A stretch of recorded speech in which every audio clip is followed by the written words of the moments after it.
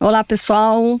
Estamos aqui para a gravação do 6º episódio do podcast da Becom. Então, lembrando, meu nome é Regina Monge e eu sou estrategista de inteligência de marca com neurociência, sou fundadora do Neurobranding Lab e faço parte do conselho da Becom e da diretoria de marketing. Ao meu lado, Luiz Fernando Gomes, diretor executivo da Becom, meu parceiro aqui, que hoje foram 2. Seja bem-vindo, Luiz. Obrigado, Regina. Bora para mais um, já estamos no 6º episódio do podcast Becom. E aí, Luiz, nós fizemos uma gravação recente, que está indo para o ar agora, em julho, hoje especificamente, com um convidado muito especial. Além de especial, é meu amigo de muitos anos e eu me apaixono por esse tema, que é o Juliano Kimura. E eu vou apresentar agora o Juliano. E a conversa fluiu tão bem e ficou faltando assunto, Então, o Juliano, para quem ainda não conhece, tem que conhecer. O Juliano é CEO da Trianons, agência de inteligência artificial generativa, fundador da confraria Web3, especialista em comunidade da WorldCoin no Brasil. Ele é palestrante há 15 anos, foi eleito 2 vezes o melhor profissional de redes sociais pela Becom e autor do livro Secreto das Redes Sociais. Juliano possui ainda, entre várias, uma certificação no MIT em transformação digital. Ju, seja bem-vindo de novo. Opa, Regina, muito obrigado. Vai ser uma honra voltar com um tema aí que vai pegar fogo, Que faltou, Ju? Com certeza. E aí, o episódio 4, para lembrar vocês, e é dele que estamos aqui dando uma sequência, vamos dizer assim, gravamos os 3 pilares da inteligência artificial no comércio eletrônico. O Juliano explanou aqui, como explorar a IA na transformação do e-commerce em relação à produtividade, experiência do consumidor e segurança. Ficou muito legal esse episódio. Quem não viu ainda, corre lá ver.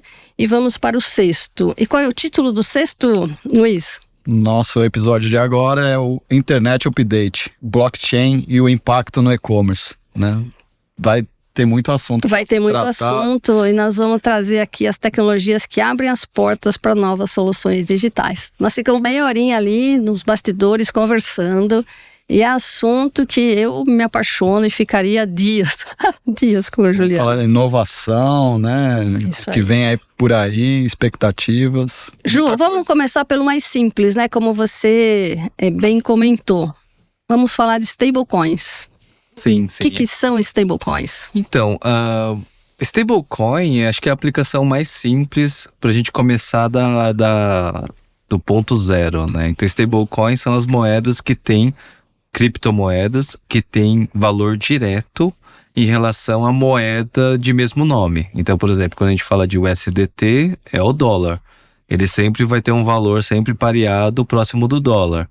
Quando a gente falar do Drex e do real digital, é sempre uma moeda pareada com o real, Então, as stablecoins seriam a criptomoeda que não tem aquela variação e sempre está vinculada com o valor de uma outra moeda fiduciária de um governo, ou, por exemplo, do dólar, do ien japonês ou do real digital, E com isso, você não precisa ficar explicando o valor que sobe, o valor que desce, porque ela não tem essa volatilidade. Ou seja, fácil de entender stablecoin, certo? Exato. Agora vamos começar a complicar um pouquinho. Vamos colocar tempero nisso. Aí eu queria que você explicasse a questão dos NFTs, esses certificados de registros únicos. Então, explica assim de uma forma didática o que são NFTs.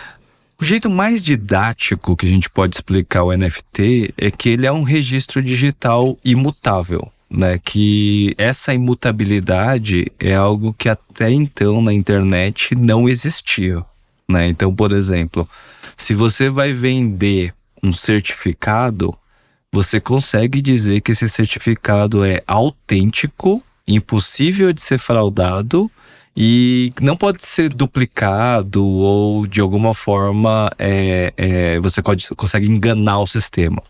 Então, essa utilidade, o NFT sendo um registro único, eu consigo atribuir informações ao NFT, sendo uma espécie de passaporte ou algum tipo de ativo, e eu consigo criar sistemas que podem ler esse NFT e dar permissão. Então, por exemplo, vamos supor, você tem um cartão VIP de uma empresa, né?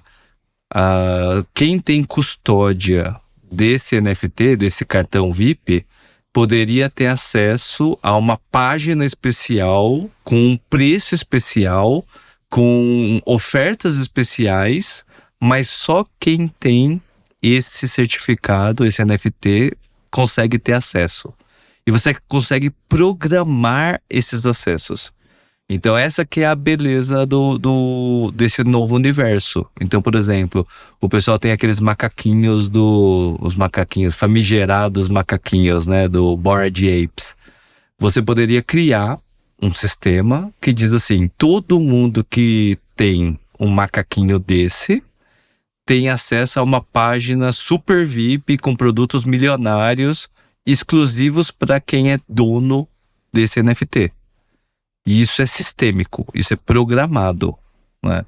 Que essa é a grande mudança. Então, isso atribui valor como se fosse realmente um diploma, um certificado que você pode carregar para cima e para baixo, inclusive revender. Muito bom.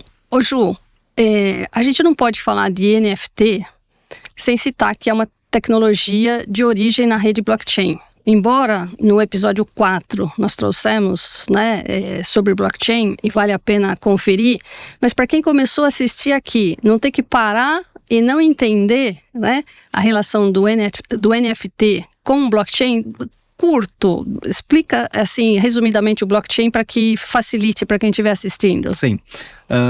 A tecnologia blockchain, ela é uma coisa inédita na internet pelo fato de trazer essa imutabilidade.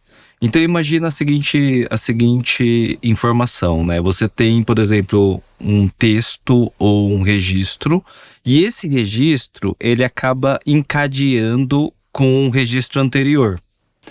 Se você tentar alterar qualquer informação que foi amarrada, ela quebra a cadeia de informação. Então a criptografia ela fica inválida. Então, por exemplo, se você tentar mudar uma vírgula de uma informação de registro anterior, ele quebra a cadeia e ela não consegue mais gravar mais informações. Então ela torna os registros realmente imutáveis. Então toda vez, eu gravei uma nova informação, essa informação fica criptografada, impossível de ser alterada, e você consegue aprovar isso de uma forma, eu posso confiar nessa informação. Tanto que o autor do livro Blockchain Revolution, ele dá um apelido para a blockchain, ele chama de protocolo da confiança, né?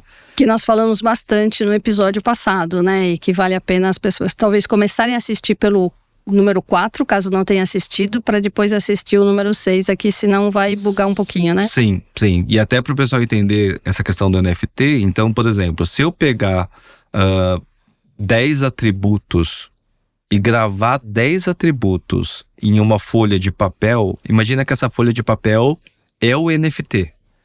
Então eu tenho lá uma folha de papel com 10 atributos e eu posso carregar isso comigo para cima e para baixo, inclusive vender. E eu só posso alterar os atributos caso isso seja programado dentro do contrato, né? Então existem regras para que isso aconteça. Então, da mesma forma que as criptomoedas é o dinheiro programável, né? No caso dos NFTs seria como se fosse uma ficha onde você pode gravar informações que podem ser histórico médico, pode ser informações de histórico de um imóvel, pode ser na logística, o caminho que um produto está fazendo na importação. Então tudo isso vai se tornar blockchain. Ju, e um termo muito usado, né, quando se fala em NFT, e é comum de se ouvir na internet e numa série de, né, seja YouTube, seja em artigos, é a questão de um token não fungível, né? E que parece difícil as pessoas entenderem isso. Então, eu acho que didaticamente a gente tem que trazer um pouquinho, né, explicando. Você já disse, né, dessa questão de um registro único, mas até por não ser uma palavra, né, todo mundo confunde assim, né, token não fungível, né? Como é que a gente pode deixar isso bem claro? Deixar bem claro, quando a gente fala de criptomoedas também são tokens, tá? Token, se você fazer a tradução literal para português, seria equivalente a ficha, né? É uma fichinha. Tipo a fichinha que você compra na quermesse, na festa junina, aquilo é uma fichinha, né? É um token. Quando você fala de um token não fundível, significa que você não pode fundir mais ou duplicá-lo, né? Ou, por exemplo, você não... diferente de um token que a gente chama de token de criptomoeda, um token de criptomoeda, ele permite você ter várias cópias de uma mesma criptomoeda e no contrato você consegue dizer se você pode fundir mais tokens, inclusive aumentar o max cap, né? A capacidade máxima de quantidade de tokens.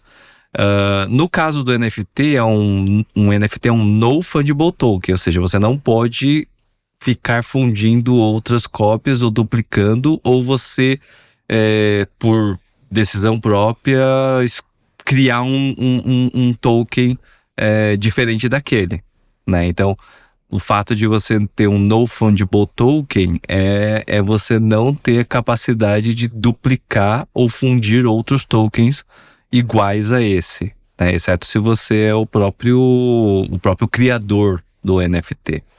Ô Ju, vê se tá correto assim, né? Um exemplo. Vamos imaginar que fizemos uma foto desse momento, nós três aqui, com, né, esse fundo, e isso virou um NFT. Alguma interferência que fizemos. Então, podemos vender esse NFT. Ele se torna um registro único. Exato. Aí, pegamos essa mesma foto e ela sofreu uma transformação, né? Ou seja, houve uma interferência aí, ela vira um segundo NFT transformado. Ou seja, ela não é um segundo, mas ela passa a ser único de novo. Ela passa, exato. Se você tentar, por exemplo, a gente tem uma foto aqui que foi transformada em um NFT. Só que nessa foto, você vai ter metadados. Por exemplo, o segundo exato que aquela foto foi tirada. Ou, por exemplo, a geolocalização. Ou, por exemplo, as cores, o filtro de cores, ou a paleta de cores, etc. São todas informações que estão ali naquele registro, né? Se, por exemplo, você tirar uma nova foto, essa nova foto ela vem com outros dados. Então, ela vem com, por exemplo, uma paleta de cores, uma pequena variação na luz, uma pequena, até mesmo o horário exato que você tirou essa foto, ela vai ser diferente. Então, quando você tiver essa segunda foto, você já sabe que ela não é a original, né? Então, esse NFT, ele permite você ter esse registro único daquele momento, né? Do que você, inclusive a palavra que o pessoal usa é mintar, né? Você está mintando, você está criando o NFT. Ju, veja se está correto. Por exemplo, um texto que saiu numa mídia. Como fonte primária, ela foi responsável pelaquela divulgação. Mas a partir do momento, os veículos acabam duplicando aquilo. Com o NFT, eu já não consigo isso. Ou seja, eu passo a ter aquela, né, informação de dados como sendo única, original, intransferível, no caso, né? Inclusive, existe uma aplicação hoje chamada Click, que é uma aplicação da plataforma do Noodle, que é uma plataforma uma parachain da Polkadot, que ela já permite você ter um aplicativo que você tira uma foto e ela gera um NFT dessa foto com os metadados de geolocalização e data e horário. Para que serve isso? Por exemplo, se você é um fotógrafo ou um jornalista e você está querendo provar que você tirou aquela foto naquele exato momento com aquele metadado, esse aplicativo ele grava isso na blockchain. Então você, por exemplo, você viu um crime acontecendo, você tira a foto do celular e ele registra aquela foto como um NFT. Como a foto do Medina, né, agora da Olimpíada. Que foto é aquela? Exato. Né? Com certeza vai virar um NFT. E se virar um NFT, tipo assim, o dono da custódia daquela foto pode receber royalties de todo mundo que tá usando a foto. É que nesse caso, tipo, como não é um NFT, Mas é literalmente possível que façam, porque aquela foto ela talvez marque a história do esporte, porque ela é incrível, tava lendo hoje. Sim, sim. E aí, Luiz, complexo? Muito. Eu queria até, pensando agora numa analogia, né, que seria talvez de mídia, seria como a gente tinha a mídia que você gravava e ela você não conseguia mais mudar nada, e tinha a mídia regravável, né, o CDR, que aí você gravava e se precisasse você regravava. Fazendo uma analogia com isso, é mais ou menos assim, né? E se separar, tipo assim, a blockchain ela resolve um problema muito simples, que é você entender quem é o autor original de algo, né? Então, por exemplo, na inteligência artificial, e a gente partiu do episódio 4 por causa desse tema, vai chegar um momento que você não vai conseguir saber quem é o autor de algo. E isso é um problema, né? E a blockchain, ela resolve exatamente esse problema. Por quê? Porque vamos supor, o fotógrafo que tirou a foto original, se ele tirou a foto, ele gravar aquela foto usando o aplicativo como forma de NFT, ele consegue provar por timestamping, né, quem tirou aquela foto primeiro. Então, eu tirei, salvei isso como NFT, significa que eu fui a primeira pessoa a registrar aquilo. Então, outro fotógrafo não pode chegar e virar e falar assim: não, mas fui eu que tirei essa foto, não foi ele. O cara que gravou primeiro o registro, ele vai estar escrito lá: foi tirada tal dia, tal hora, e isso é uma prova de autenticidade. Ju, se essa foto já estivéssemos um pouco avançado no tempo, e ela já automaticamente, pela tecnologia, pelo momento, ela já se tornasse um NFT, e ela saiu no mundo todo, em todos os veículos, né? Está falando muito como uma foto que vai talvez transformar o esporte, a Olimpíada, ela talvez seja a foto, né? Ele já estaria monetizando isso. Ele poderia fazer duas coisas interessantes, né? Que assim, vamos supor, o fotógrafo tira essa foto e aí quando ele grava o NFT, ele já grava com 2 ou 3 informações. Ele poderia gravar quem é o fotógrafo, o nome do fotógrafo, eu não sei. Ele poderia gravar que é do Medina, que seria um segundo metadado, e ele poderia gravar até a informação de qual é a marca daquela prancha que apareceu ali. E a Olimpíada, né? Você trazer essa informação também dos Jogos Olímpicos. Sim. E ao mesmo tempo você tendo essas 3 informações amarradas naquela imagem, isso poderia ter um impacto, por exemplo, o dinheiro, uma parte do dinheiro automaticamente via sistema seria acreditado, uma parte para o Medina, uma parte para o fotógrafo e uma parte para a marca da prancha. Uau! Isso muda tudo, né? Lembrando que quando estiver passando esse episódio, de repente já pode ter acontecido isso, né, com essa foto. Sim, pode, com certeza. Que é uma coisa sistêmica mesmo. Quando você fala de blockchain, você está falando de uma cadeia de valores e de um sistema onde todos ganham, né? Ou podem ganhar. Exato, e você tira os intermediários. Tira os intermediários, então, por exemplo, que a gente vai falar à frente. Se você tiver um sistema que você consegue fazer isso automático, e a blockchain é esses trilhos, você no futuro vai conseguir creditar dinheiro diretamente para esses 3 atores, automaticamente, só de você reproduzir a sua foto de alguma forma, né? Tipo, eu coloquei isso numa campanha minha, por exemplo. O dinheiro sistemicamente já vai ser compartilhado para aquelas 3 pessoas. Uau, de forma assim automática, né? Sim. Que incrível isso. Ô, Ju, e aí, depois de NFT, que já ficou médio, vamos complicar mais? O nosso papel aqui. Vamos complicar mais e vamos falar sobre essa revolução dos tokens, né? E aí, aqui a coisa já começa a ficar mais... Sim, a gente começa a ter um tema mais cabeludo, porque é difícil das pessoas entenderem o que é valor tokenizado, né? A gente está muito acostumado com o dinheiro.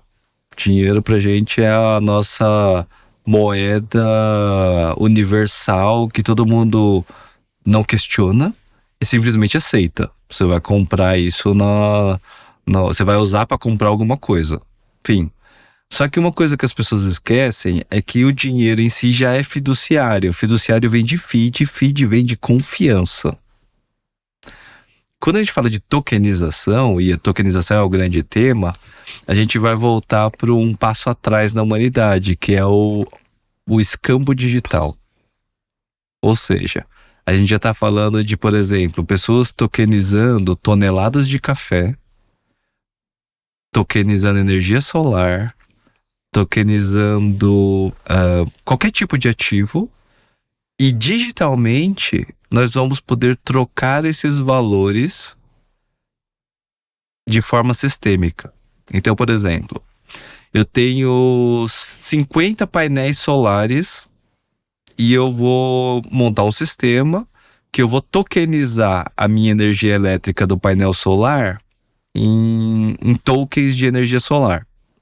Então, sei lá, eu vou fazer uma regra que cada 1 hora de energia solar gerado vai gerar um token de 1 hora de energia solar, que é correspondente a tantos watts, que é equivalente a tanto de dinheiro.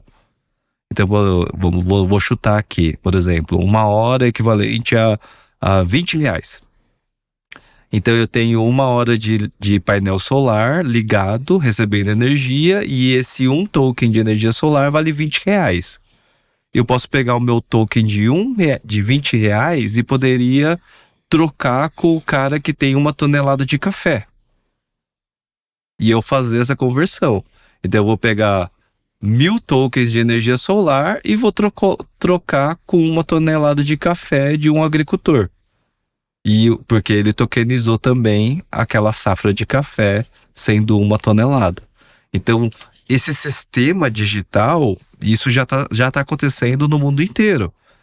Pessoas estão tokenizando madeira, tokenizando energia solar, tokenizando café. Eu vi jogador de futebol, né?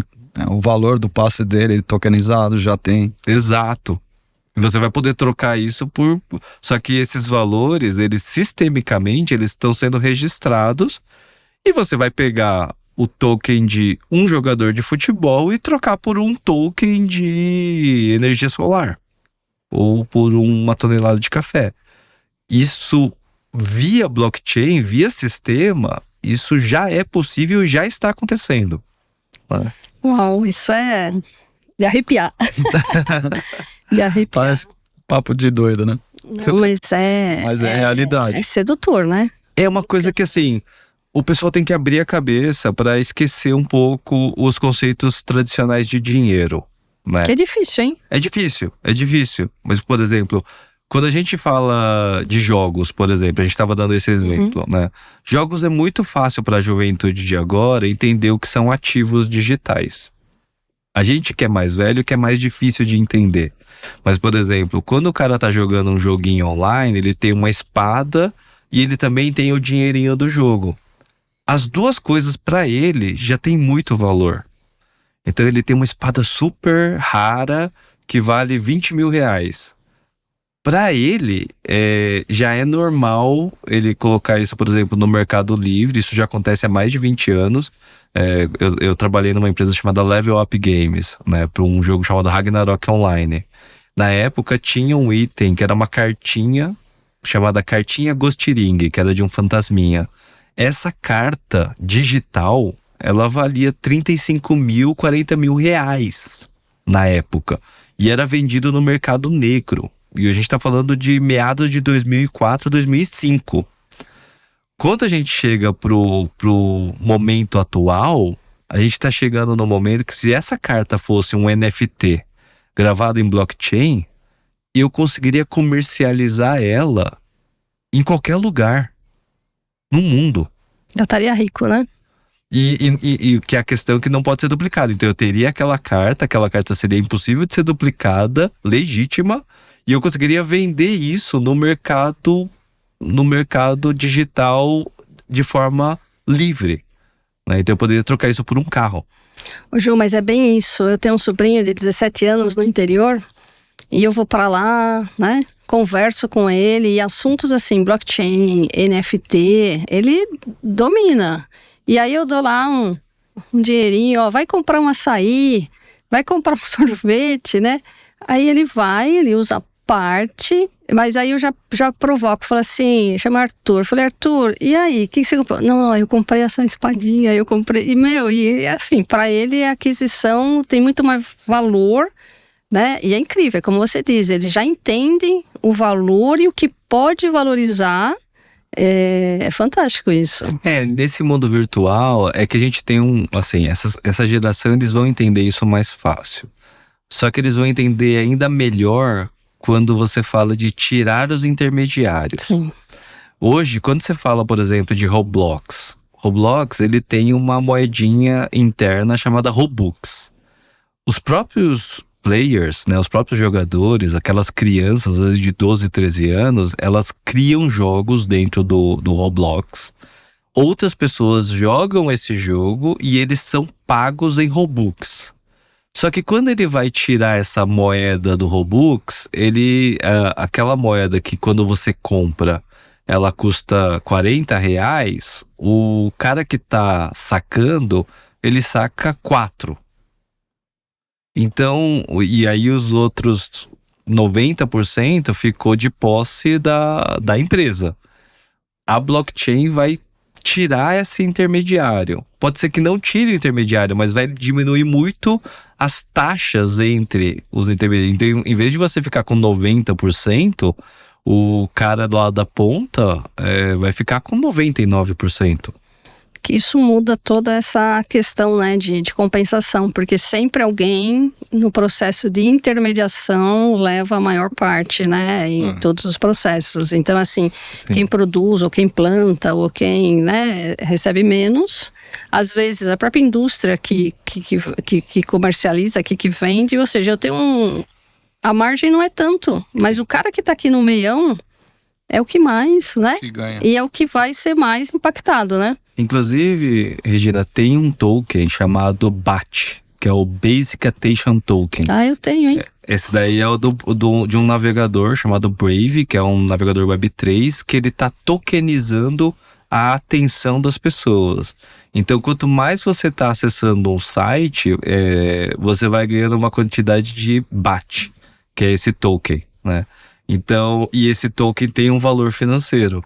Então, basicamente, ele está tokenizando a atenção do usuário em um site. Quanto mais tempo você estiver vendo uma página, ou você estiver vendo um vídeo, ou você vendo uma publicação, você vai ser remunerado por essa atenção que você está navegando na internet. Que incrível isso, hein? E você pode usar o BAT para comprar produto, por exemplo. Eu posso usar o meu BAT, eu ganhei 200 BAT. Eu posso entrar num site e gastar os 200 BAT para comprar um caderno, uma caneta. E até porque hoje eu assisto sem ser remunerada para, né? Então, assim, isso muda totalmente o contexto, né? Você está tokenizando, claro, literalmente tokenizando a atenção. Uau! Que incrível. Viagem. Ju, vamos lá. Vamos complicar mais um pouquinho? Vamos falar da DAP, né? Que é esse aplicativo descentralizado. Aqui já começa a bugar, hein? Vamos lá. Sim. Os aplicativos descentralizados, a gente pode considerar que vai ser uma evolução das próprias instituições. É que aí a gente vai começar e vai acontecer, né? Você, ao invés de ter uma Big Tech, você vai ter uma descentralização das soluções de uma Big Tech. Por exemplo, a gente está falando do Nostr, que é um protocolo. Ele é um protocolo de social media. Você vai poder ter sua conta no protocolo do Nostr, só que você não tem um aplicativo de social media, ao contrário do que é o Instagram, do Twitter, etc. O Nostr, ele tem muitos aplicativos e os aplicativos, eles acessam o protocolo. E quem é dono dos acessos, né, é você. Então você tem a conta, você é dono de verdade das suas publicações, dos seus posts, dos seus textos. E nessa dinâmica, ninguém pode bloquear, por exemplo, você não pode ser expulso de uma rede, por exemplo. Ele é a prova de censura. Por quê? Porque se você é expulso de um aplicativo, você é dono de todas as outras coisas. Então, outro aplicativo consegue acessar o mesmo protocolo e consegue ver as suas publicações, consegue ver suas atualizações, fotos, imagens, textos. E é como se você fosse realmente dono de tudo que você tem naquela rede social. Ju, isso dá uma arrepiada aqui. Mas aí, por exemplo, o Luiz, né, o pessoal da equipe ali que está nos assistindo assim, né, prestando uma atenção incrível. Como é que a gente se aproveita desse contexto, né, do lado profissional? Como é que a gente pode utilizar o protocolo Nostr? Ou seja, como que a gente pode se beneficiar aí? A gente vai estar com esses novos sistemas, a gente vai ter uma nova forma de se relacionar com os criadores de conteúdo e os e-commerces, né? Então, no caso quando você fala de um influenciador que ele já tem um público, já tem um conteúdo, ele já consegue ter controle sobre essas informações, eu vou no futuro poder transacionar com ele um vídeo, uma foto, uma imagem, até mesmo a transferência desses ativos, né? Então, quando você pega um influenciador, vamos supor, ele cria um vídeo incrível que teve uma ótima repercussão e eu quero comprar esse vídeo dele, ou eu quero trocar esse vídeo com ele. Eu consigo pegar e falar assim, legal, você me transfere o seu vídeo e eu vou te pagar 20 mil reais por esse vídeo. E ele vai transferir da sua conta, via protocolo, ele vai transferir da sua conta para minha conta.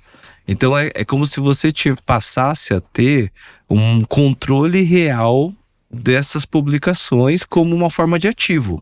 Ou seja, aquele perfil que criou esse vídeo e uma vez que ele passou, ele deixou de ser dele. Deixou de ser dele. Ele é como se você estivesse transferindo apenas aquela publicação, apenas aquele vídeo.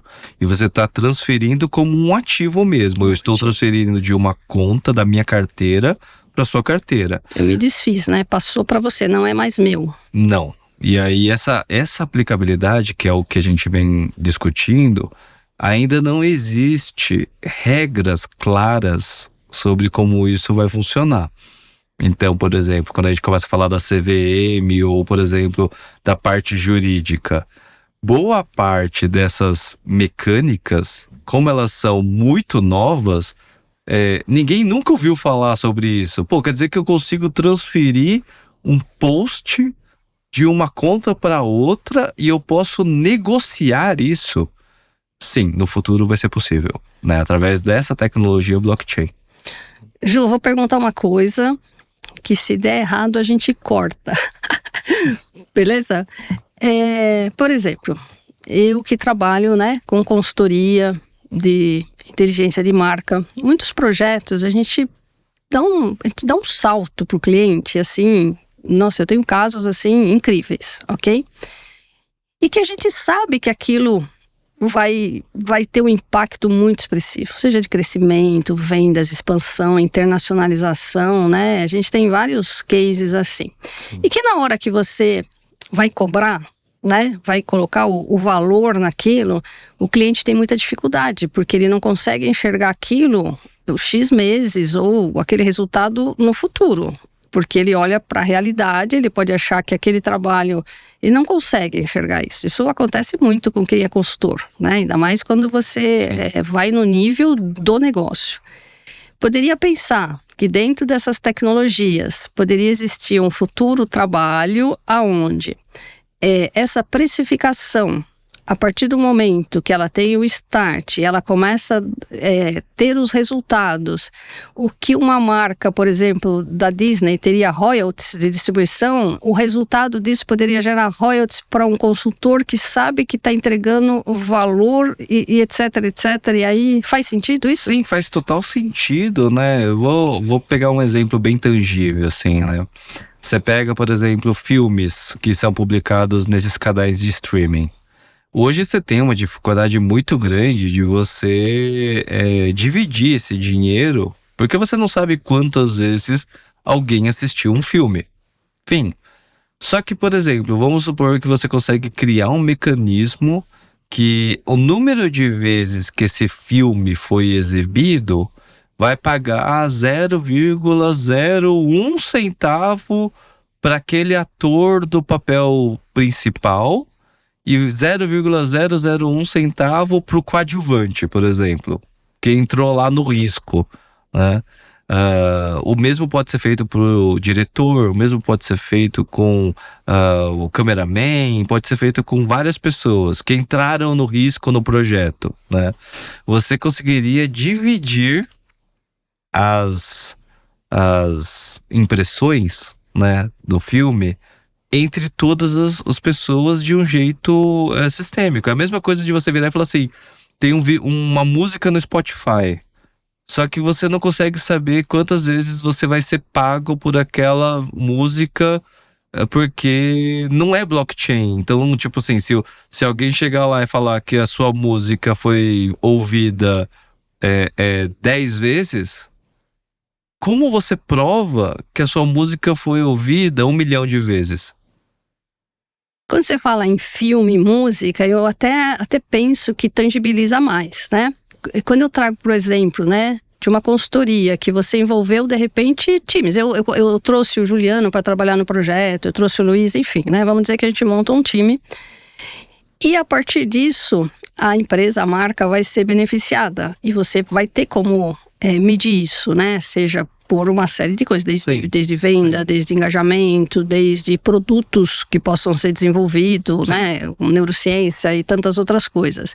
Então, poderia fazer o mesmo racional, né, desse fatiamento proporcional aonde o lucro da empresa, em função do ganho que ela teve nesse processo, ela possa, de alguma forma, gerar um ganho recorrente para os participantes. Seria mais ou menos isso? Seria mais ou menos isso. E hoje na indústria de blockchain Web3, a gente já tem um termo chamado tokenomics, né?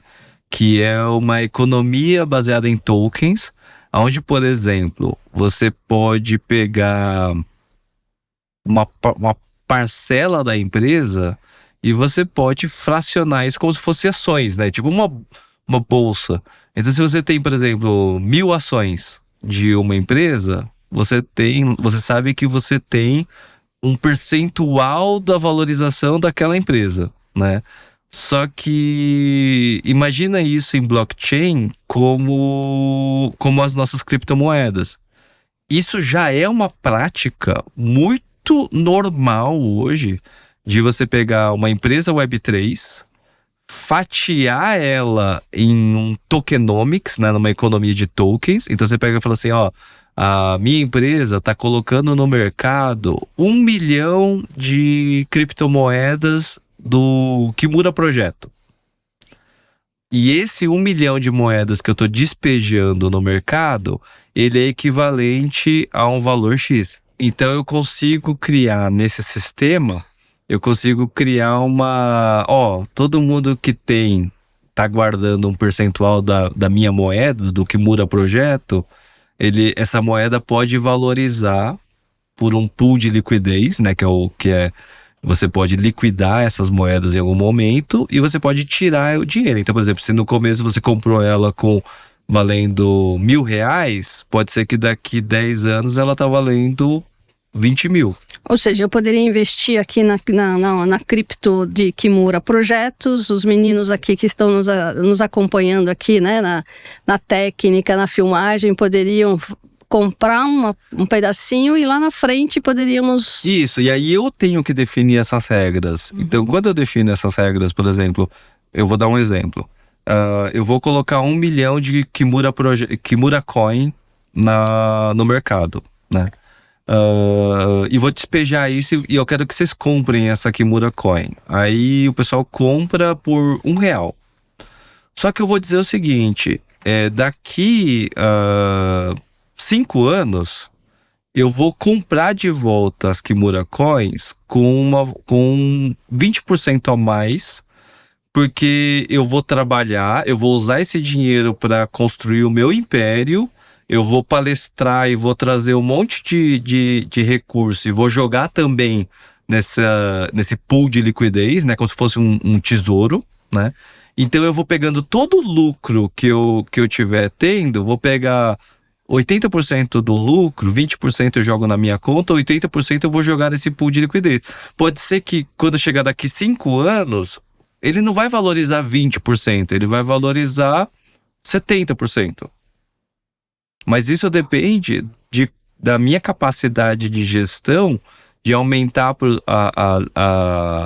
o ganho, né, a lucratividade da empresa inteira. E todo mundo que está acreditando vai chegar daqui 5 anos e pode liquidar a parcela, ou liquidar no meio, ou pode revender, como se fosse ações da empresa. Ativo, né? Um ativo. Exato. E por isso que é bom estudar o projeto, né? Exato. Ou seja, a pessoa vai estudar o projeto Kimura, vai saber que o cara é bom, que ele entende e vai apostar. Você precisa desse recurso pro início, né? E é muito legal isso, hein? Isso é muito legal porque eu até brinco que eu chamo isso de lastro em projeto. Lastro em projeto. Porque, tipo assim, se você pega um projeto, geralmente quase todos os projetos Web3 hoje já tem uma criptomoeda própria. Quase todos os projetos têm. Então, quando você olha um projeto, você fala assim, pô, esse projeto, ele é sólido. Ele tem pessoas boas, tem uma equipe confiável. Aí você fala, pô, esse projeto vai longe. Você tem mais segurança e como mais pessoas estão acreditando no projeto, aquela criptomoeda acaba subindo o valor. Sim, porque tem as mentes por detrás do projeto, né? Então são pessoas que já realizaram coisas, ou seja, aquilo já passa a ter um valor ali, né? De partida. Nossa, muito, muito bom. Luiz, no episódio 4 a gente não conseguiu entrar, mas assim, a gente precisa entrar um pouquinho que, né? Acho que até que levou a esse episódio 6, quando a gente pensar um pouquinho em futuro, e a gente tem que trazer a questão do Bitcoin, porque, né, a gente estava conversando lá atrás, a questão, por exemplo, que você deu, né, entre real e Bitcoin, por exemplo, sendo, né, Bitcoin, que é um ativo que sofre deflação, né, e o real que sofre inflação. Então, dentro desse contexto, assim, traz um pouquinho do Bitcoin, que ainda, né, causa polêmicas, né? Estamos nesse momento, vivendo aí um momento especial, né?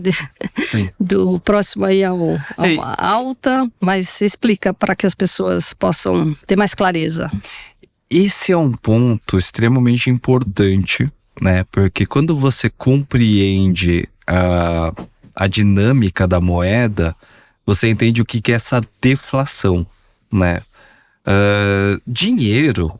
Qual que é o problema do dinheiro? O dinheiro, ele é uma coisa que nos bancos centrais você pode ter a impressão de mais dinheiro e o despejo de mais dinheiro no mercado.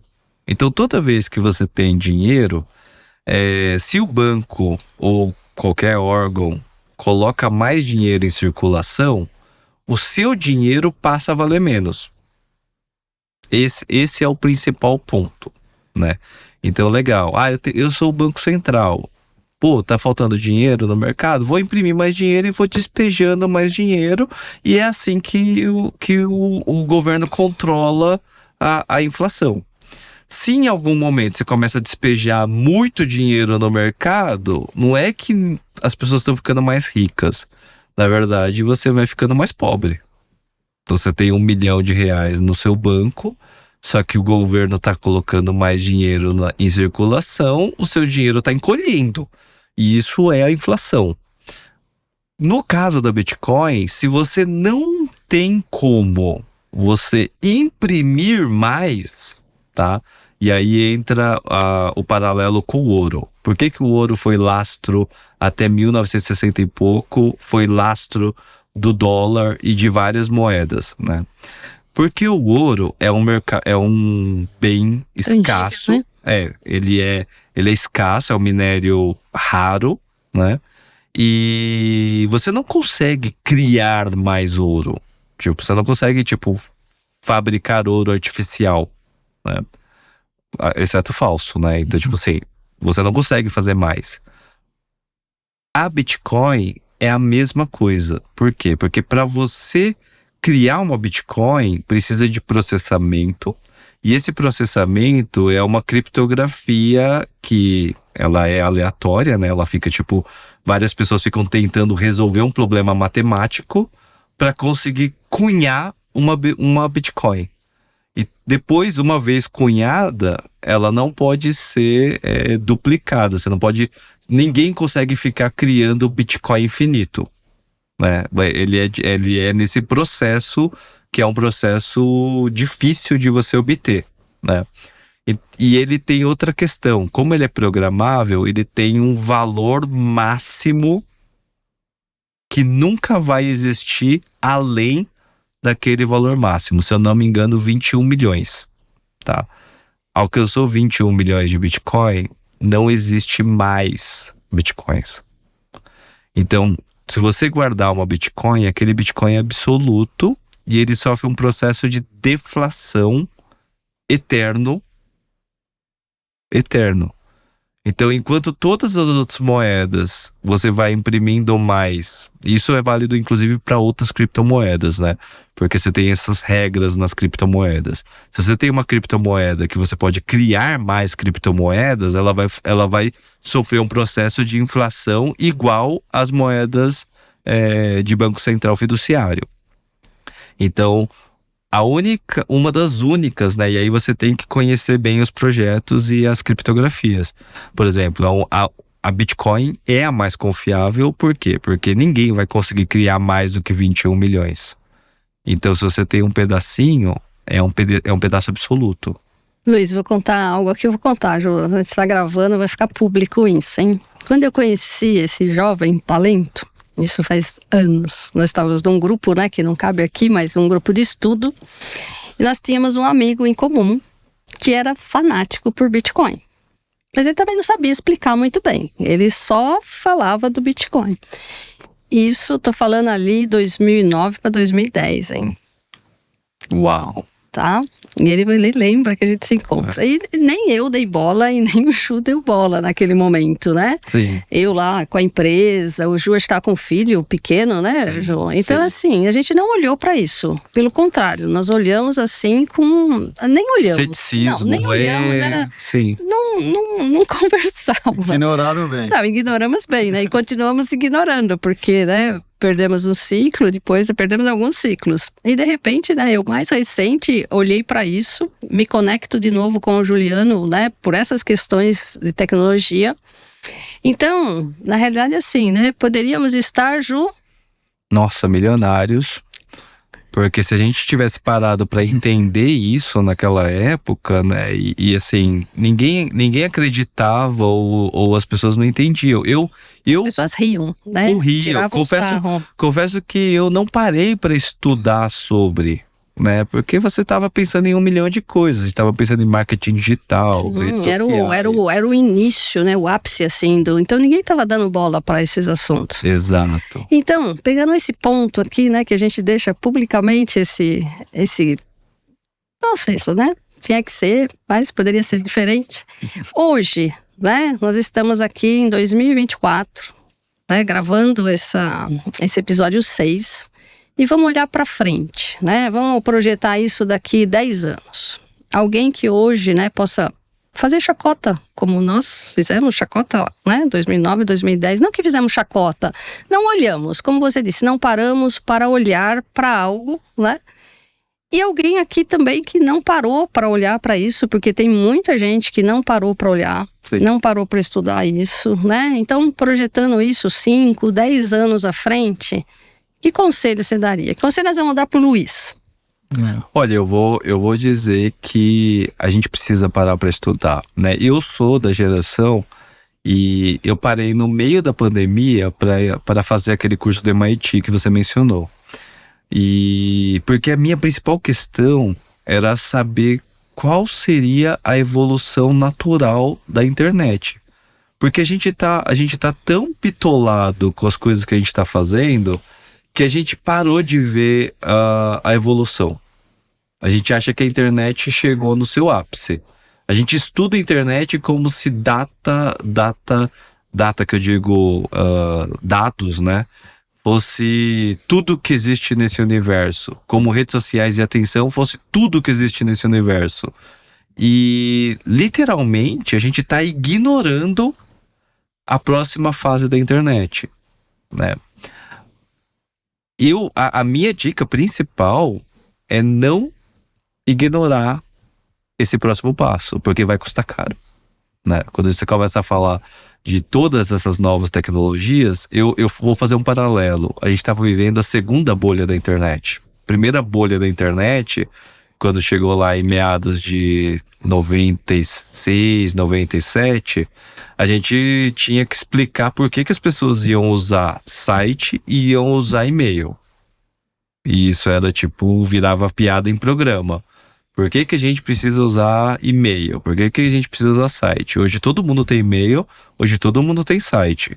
Em meados de 2014, 2015, todo mundo tinha que explicar por que as pessoas precisavam de social media e redes sociais. E a gente tinha que fazer palestras e foi nesse momento que nos conhecemos. Exatamente. A gente tinha que explicar para todo mundo. Nossa, o que era blog? O que é blog? Por que você precisa ter um Facebook? Por que você precisa ter um Instagram? O que era SEO? Exatamente.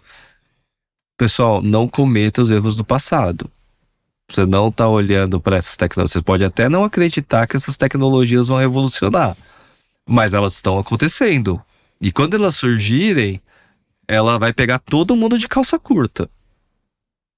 Ju, eu vou fazer um paralelo aqui, né? Porque você fez esse paralelo seu e a gente acompanha a sua transição, né?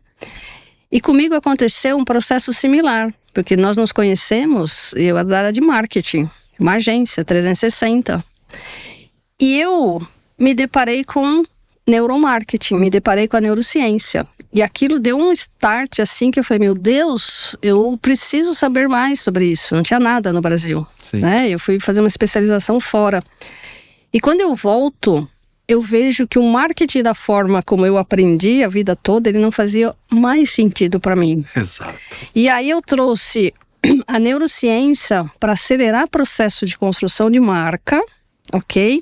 Só que não parou, porque depois entra na questão dos dados, juntou a neurociência, dados, juntou agora inteligência artificial. Sim.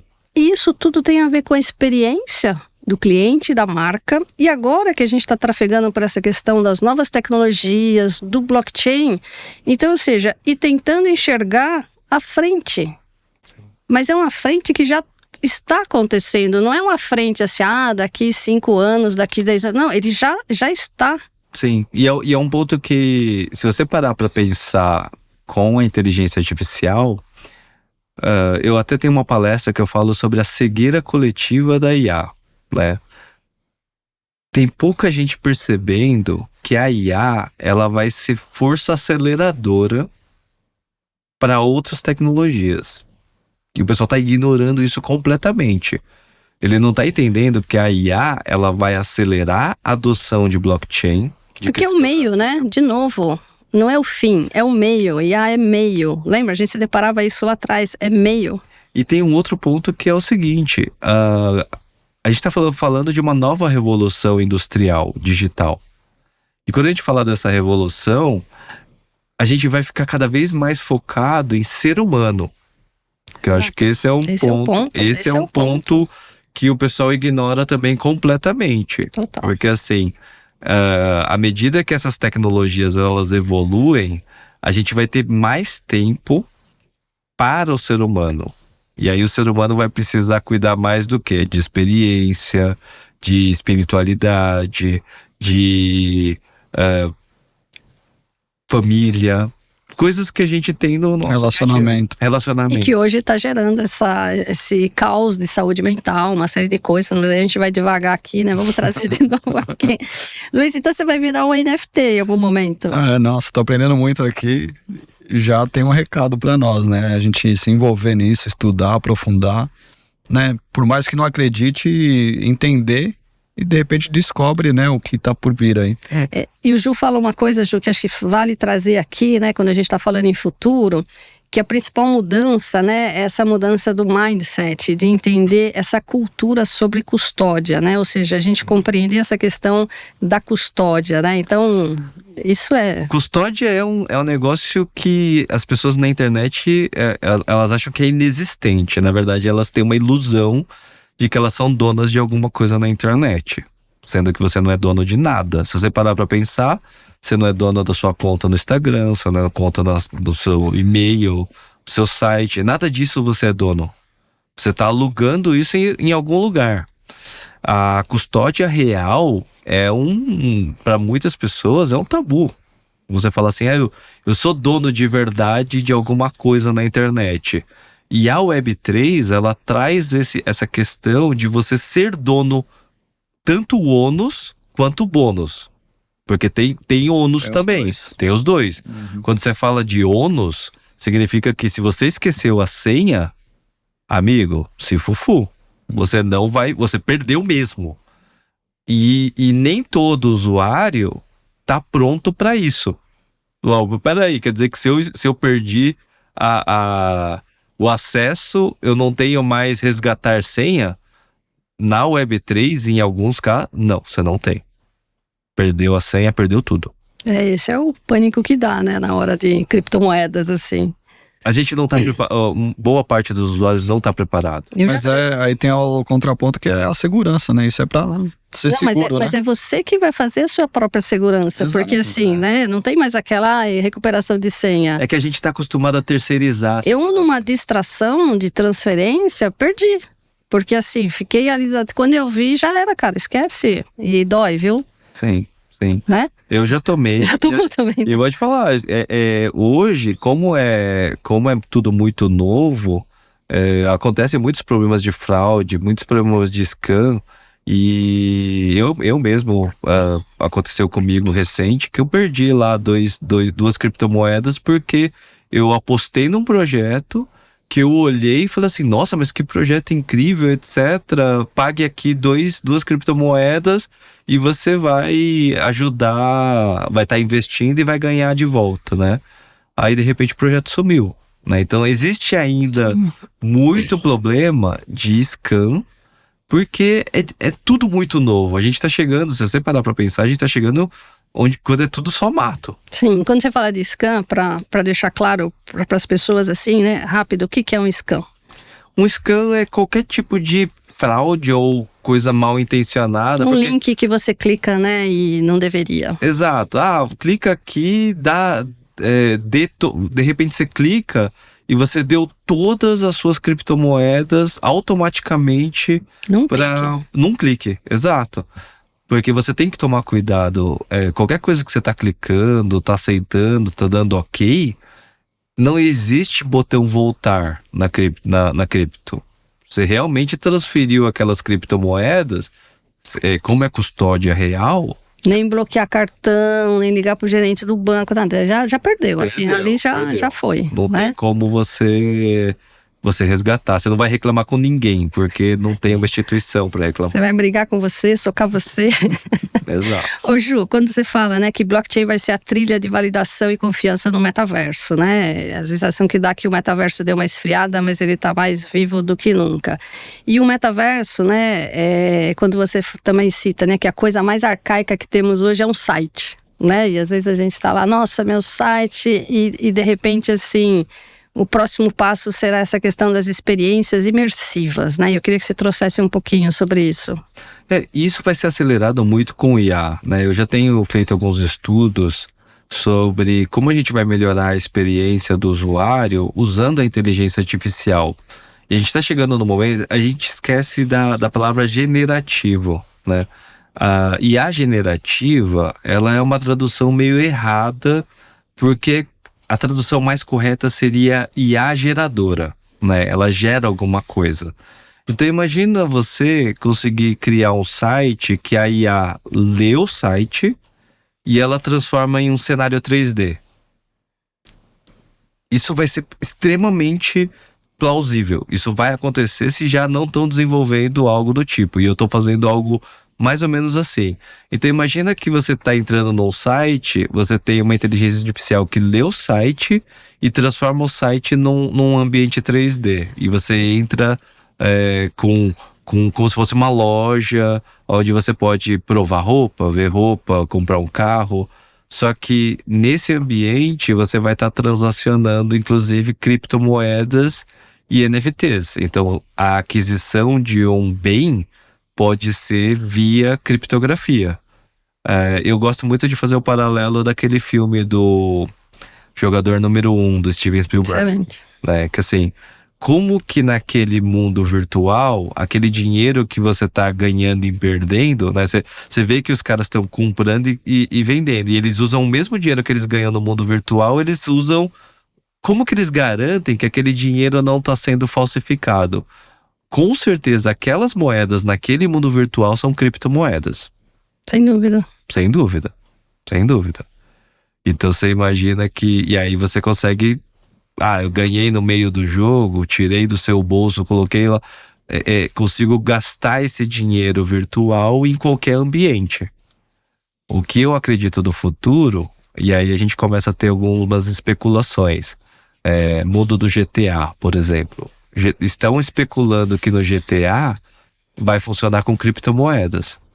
Então o dinheiro que você vai ter dentro do GTA, você vai poder comprar e vender e ter ativos reais. O que te impede de você gastar o dinheiro do GTA na padaria da esquina? Nada. Isso muda todo o jogo, é muito louco, é fascinante isso. Juntando o virtual com o real, tudo misturado. Né? Porque se for criptomoedas, sistemicamente não tem nada que freia o uso dos ativos digitais no mundo real. Se a padaria na esquina disser eu vou aceitar essa cripto, ela tem valor. E a mesma coisa vai acontecer com o e-commerce. Se um e-commerce virar e falar assim, eu vou aceitar a moeda do GTA no meu e-commerce, ele vai poder receber o dinheiro em criptomoedas e vai poder ter o câmbio normalmente em qualquer casa de câmbio. Ô Ju, você tocou num ponto interessante, né? Que é o lance do e-commerce, porque alguém pode pensar, nossa, esse episódio não conversa com e-commerce, né? E muito pelo contrário, né? Acho que e-commerce... Pelo contrário, conversa totalmente. Sim. Totalmente. Então, por exemplo, né? Acho que cabe atenção para as empresas que estão hoje no papel de intermediárias, né? Que tem que olhar para essa situação.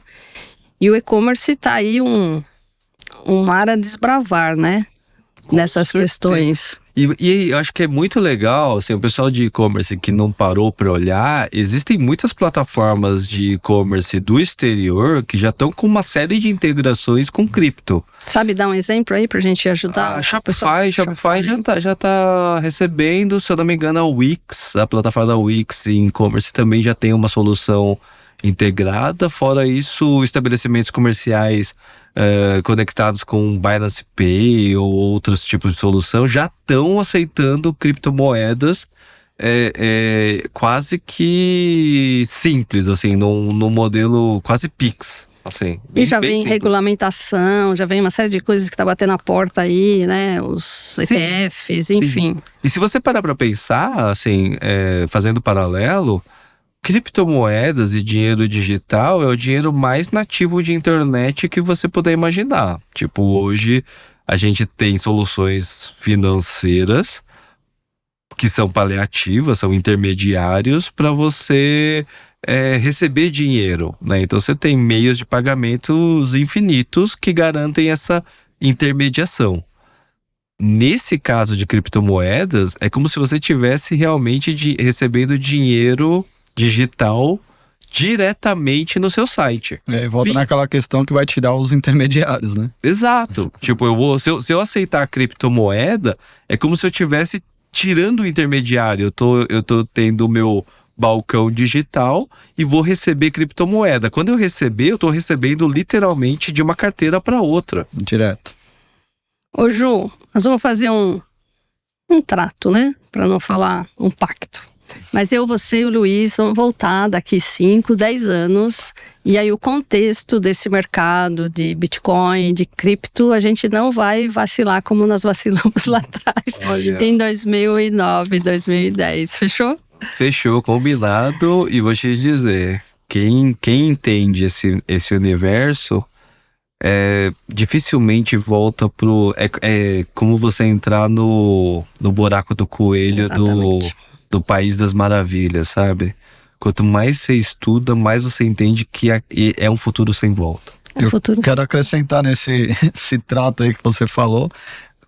Ouvinte, né? Ou telespectador que tá assistindo aí o nosso episódio, que daqui 2, 3 anos, de repente, se beneficiou com uma dica foi falado aqui, procure a gente, que a gente grava um episódio para falar sobre, né, essa dica que a gente deu e que de repente mudou a vida de alguém, aí vai ser bem interessante. Ô Ju, esse é um assunto que eu ficaria dias com você, porque realmente assim, ele é fascinante, ele me fascina, eu venho estudando, né, isso e assim, me senti bem confortável em falar, me sinto ainda um aprendiz, né, quando estou diante de você, mas eu queria que você fechasse com algo que é muito importante para a tua vida, para a tua carreira, e a gente não pode deixar de falar desse projeto do Sam Altman que você está envolvido, né, e no Brasil, não sei se você é o único, mas queria que você falasse, porque assim, nós temos aqui alguém acessível, né, próximo, amigo, envolvido num projeto aí de uma expressão global. Então, dá uma palhinha sobre isso.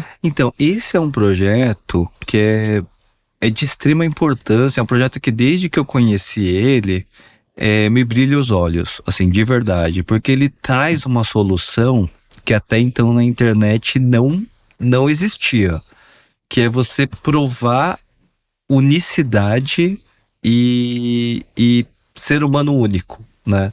Porque, por exemplo, digitalmente, como que você consegue provar que você é você? Hoje na internet, no Brasil, você tem aquele CertSign, não tem? Você pega um pendrive lá, que você tem que comprar o pendrive, um cartãozinho, você coloca o CPF e você consegue, através desse pendrive, desse cartão, você consegue fazer uma prova de que você é você. Ali. Ô, Ju, só vou cortar um pouquinho, porque assim, nem todo mundo está familiarizado, né? Nem todo mundo sabe quem é Sam Altman. Então assim, volta um pouquinho e fala o que é para depois você poder... Legal. Bom, esse projeto, ele se chama WorldCoin, né? Um projeto do Sam Altman, que é o criador do ChatGPT. E ele tem uma empresa irmã, que é a Tools for Humanity, né? Que não é a OpenAI, é a Tools for Humanity. E foi fundado um projeto que tem como objetivo criar algumas soluções para uma nova era. Essa nova era, né, hoje a gente tem um problema, por exemplo, com a inteligência artificial, que a gente vai ter uma crise de confiança, né? O que é essa crise de confiança?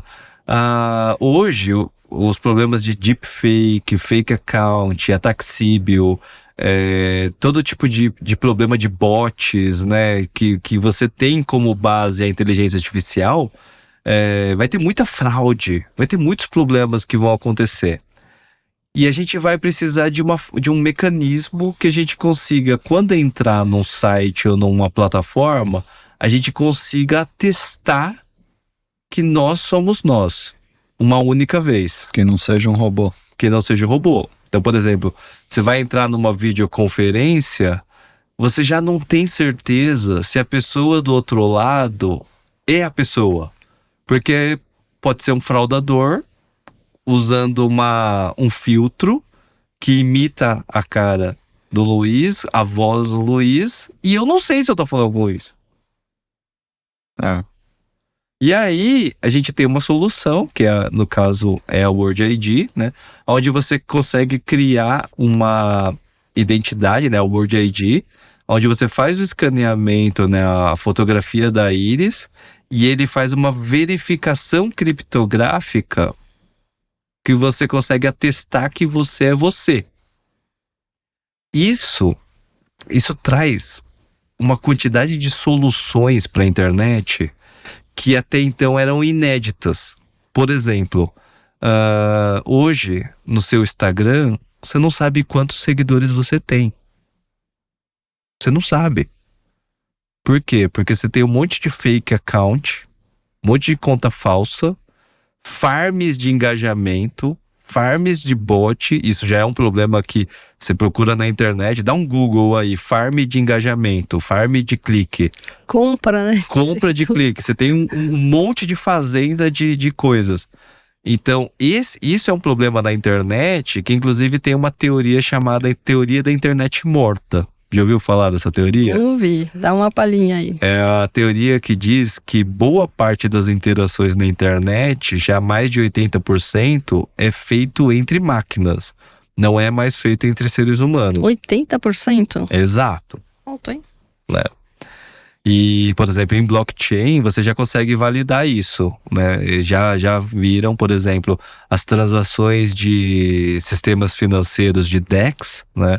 Em blockchain, já é mais de 80% feito em sistemas automatizados. Não é feito, tipo assim, não é a transação entre a minha carteira e a de outro ser humano. É sistemas. Com isso, a World ID cria a possibilidade de você ter uma identidade única global e que você começa a invalidar problemas de fraudes de todas as naturezas, né? Não vou dizer que você vai zerar as fraudes, mas você vai mitigar muito os problemas de fraude na internet. Estou falando de problemas em marketplace, problemas de sistema de pagamento, aquelas fraudes que o pessoal liga fingindo que é sua mãe e seu pai. Tudo isso vai precisar de uma solução. E essa solução é a World ID. Né? Ô Ju, e mesmo sendo um projeto que ele não é unanimidade na mídia, né? Ele gera algumas polêmicas. Eu acho que a gente, assim, ao invés de olhar para a polêmica, como nós lá atrás, né? Não paramos para olhar, ele é sem volta. Ele já é fato. Então não é uma questão, isso e aquilo. Eu tenho que olhar para isso como algo que já é real, que não tem volta, e como que eu entendo esse contexto, como eu entendo essas tecnologias, esse mecanismo, porque assim, eu não vou parar isso. Sim. E eu já falei, né? O meu olho brilha quando fala desse projeto, porque é uma coisa que vai ser cada vez mais necessário. Tipo, não é mais... E tem uma outra coisa que é muito legal, porque é um projeto de código aberto. Então, assim... você vai lá nos repositórios do GitHub para você checar o código aberto, para você mesmo fazer a sua própria auditoria, a sua própria pesquisa e até mesmo a sua implementação. Tipo, se você quiser criar algo usando o código aberto, isso é incentivado, né? Que é uma cultura muito que vem da OpenAI, essa cultura open, né? De você poder utilizar código aberto, etc., é muito DNA da internet. Eu sou muito a favor de aplicações de código aberto e você poder melhorar a vida das pessoas usando sistemas desse tipo. Sem contar, Ju, que o que, né, nos é apresentado é só uma partezinha do que já está avançado, né? Então, assim, a gente também tem que ter a consciência disso, que quando se está debatendo o ChatGPT, o projeto da World ID, a coisa já está tão lá na frente, é só nós não temos o acesso ainda, mas que já existe, que já está muito avançado, né? E que os filmes de ficção são bem realidades. Eu acho que a gente tem que olhar para isso. Eu acho que tem um ponto importante aí, que assim, a inovação, quando ela chega e se torna presente, ela é invisível. Você nem percebeu. É tipo a história do Pix. E rápido agora, né? A velocidade é... Sim, tipo, o Pix você já tá usando, você não tá perguntando... Ainda não vive quase 100, né? E simplesmente a inovação e a tecnologia blockchain, ela vai ser... tudo isso que a gente tá conversando aqui, tá em andamento, tem centenas de pessoas desenvolvendo, programando, criando soluções para isso, só que a hora que chegar no que a gente chama de mainstream, né? Você nem percebeu. De repente, você já tá usando blockchain e já tá no seu dia a dia. Acho que inovador é isso, né? Ser inovador é isso. E aí, Luiz, olha só, eu acho que o tema de hoje, né, quando a gente traz Internet Update Blockchain e o impacto no e-commerce, ele é tão disruptivo que a gente quebrou todas as regras aqui, que o nosso episódio dura menos da metade desse tempo, mas assim, foi difícil a gente não estender, eu já tinha falado, olha, esse episódio vai estender, e mesmo assim a gente foi cortando o assunto, porque daria aqui dias de fala, né? Então ele vai ser um episódio atípico, né? Porque ele se tende a isso, ou seja, ele é atípico, a gente tem que olhar para isso. Sim. E aí, Luiz, suas palavras finais que hoje, né? Mais aprendeu, Tava mais né? aprendendo aqui com o espectador, mas foi realmente importante. Eu acho que, como, né, voltando a usar a questão de inovação, a gente falou muito disso e então fica aqui mostrar o quanto a Becom, né? Tá atenta a isso, né? O nosso convidado também representa esse momento da Becom trazer esses assuntos, né, inovadores, assuntos que são novos no mercado. Então acho que, né, dá uma palhinha aí para quem ainda não conhece a Becom. Sim, nosso papel é justamente esse, né? Ajudar aí o empreendedorismo, né? Trazendo aí, apresentando novas tecnologias, né? O que tem de expectativa para o futuro. Então, acompanhem as nossas redes sociais, acompanhem o site da Becom, onde a gente tem bastante artigo, né? E aí, naquela conversa que a gente falou do nosso convidado também, a gente gerar um artigo depois desse bate-papo aqui, e vai ser publicado também no nosso site. Então, a Becom é fonte aí dessa questão de conteúdo mesmo, de orientação, dica para quem está no digital. Ju, para quem quiser, né, entrar em contato com você, quais são os canais, né, como é que as pessoas chegam, se conectam e podem se conectar ao Juliano Kimura? Fala aí, Ju. Olha, é facinho me achar, @Juliano Kimura. Tô sempre no Instagram, no LinkedIn. Eu publico bastante artigos falando sobre todas essas tecnologias. Acho que a novidade é difícil ficar atualizado com tudo isso que está acontecendo, né? E principalmente quando a gente fala hoje de criptomoeda, eu acredito muito que boa parte da transformação ela vai acontecer em pequenos grupos, primeiro, né? Tipo, a mudança mais disruptiva acho que vai acontecer dentro dessas comunidades, dentro das associações, dentro de pequenos grupos que vão poder adotar isso no seu dia a dia, né? Então, eu vou jogar uma sementinha aqui pro pessoal da Becom. E se a gente lançasse a Bitcoin? Show.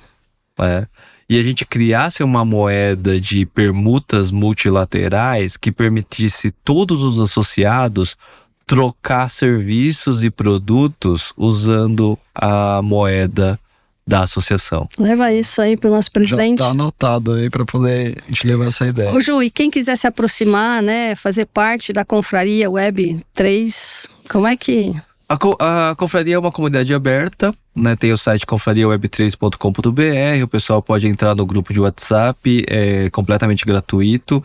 A ideia lá é realmente a gente ter um ambiente de colaboração e coaprendizado. Acho que isso é uma coisa que é necessário, muito mais do que um capricho, é extremamente necessário. Por quê? Só de protocolos de blockchain, você tem mais de 100, 200 protocolos de camada 1, né? É impossível, humanamente impossível, você estudar todos os protocolos. Então você tem que ter pessoas estudando protocolos e ensinando sobre cada um deles para que a gente possa ter uma visão mais ampla de tudo isso que está acontecendo. Sem contar o volume que são lançados, né? Ou seja... Nossa, toda semana tem muitas atualizações. Então a única maneira de se fazer isso é co-aprendizado, ensinando. De uma frase para encerrar essa sua participação, uma mensagem, um convite, enfim, fica livre aí. Olha, eu tenho sempre cinco dicas, né, que eu gosto de fazer, que é o seguinte: a gente sempre tem que ser humilde nas coisas que a gente está fazendo, que é o nosso dedo mindinho, né? A gente sempre tem que ter um pouco de relacionamento real, que é o dedo do relacionamento. A gente sempre tem que valorizar isso daqui, né? Nossos parceiros, nossos pares, que é assim que a gente tem que trabalhar. A gente tem que, às vezes, ter um pouco de atitude, né? Isso é importante, ter atitude, né? Na dúvida, clique no botão avançar. E por último, a gente tem que ser grato por estar aqui no dia de hoje. Que legal, que Muito lindo. bom. Muito bem. E por falar em agradecimento, né? Agradecer a sua presença aqui, essa aula que você deu pra gente nesse tema complexo, mas muito valoroso. Então, nossa gratidão pela sua contribuição. E quero agradecer também, né, a audiovisual, a Story Audiovisual, que é o nosso parceiro aqui, que dá essa estrutura pra gente, nos apoia. Então também fica aqui o nosso agradecimento, né, Regina? E como é que é a Becom? Força? A força e a voz do e-commerce brasileiro. É isso aí, pessoal. Eu adorei fazer esse episódio, né? É incrível estar com o Ju, a gente está muito conectado aí em outras questões.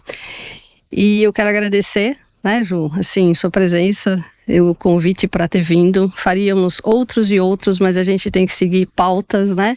Mas sei que a gente vai estar tocando aí outras questões em conjunto. Agradeço, Luísa, ao time que hoje ficou aí, né, dedicando tempo, mas também disseram que iam aprender muito, anotaram muita coisa que eu vi daqui, tá bom? E é isso. Então, lembrando, né, sou Regina Monge, quem quiser me conectar, LinkedIn, Regina Monge, Instagram, Regina Monge Oficial, Neurobranding Lab, e foi um prazer estar aqui com vocês hoje. Gratidão, Ju. Obrigado.